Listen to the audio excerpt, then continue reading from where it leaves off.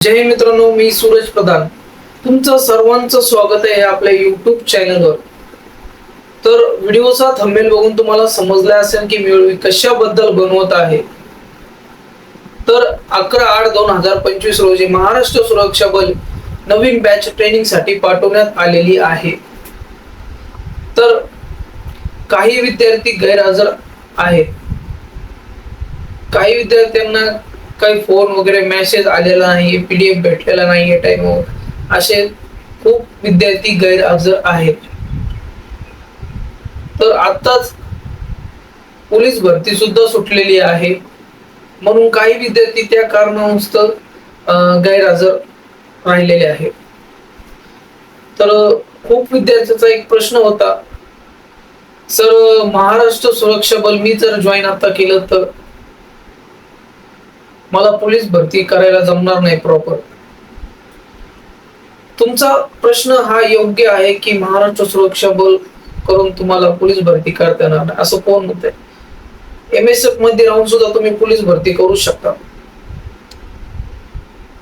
जर मित्रांनो तुमची परिस्थिती जर चांगली असेल तर तुम्ही पोलीस भरतीला 100% प्राधान्य द्या. पण तुमचं घर तुमच्यावर अवलंबून जर असेल ना, तर तुम्ही एमएसएफ ची ड्युटी, महाराष्ट्र सुरक्षा बलची ड्युटी तुम्ही सोडू नका. तिथं राहून सुद्धा तुम्ही पोलीस भरती करू शकता. ज्या विद्यार्थ्यांना शक्य नाहीये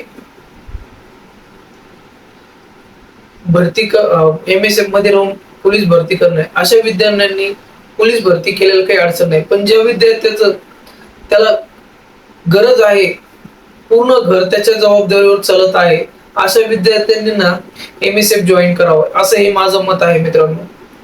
तर तुमचं मत जसं आहे तुम्ही करू शकता. माझ्या म्हणण्याने तुम्हाला मी म्हणत नाहीये तुम्हाला की तुम्ही एमएसएफ जॉईन करा, कारण की तुमचा आयुष्याचा प्रश्न आहे. तुम्हाला एमएसएफ जॉईन करायचंय का महाराष्ट्र पोलीस भरतीची तयारी करायची.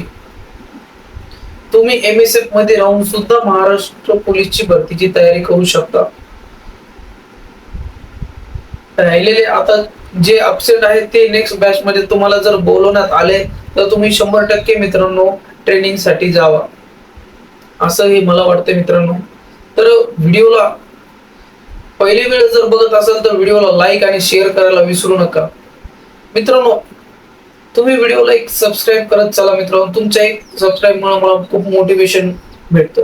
आणि व्हिडिओ पूर्ण बघत चला मित्रांनो. जय हिंद.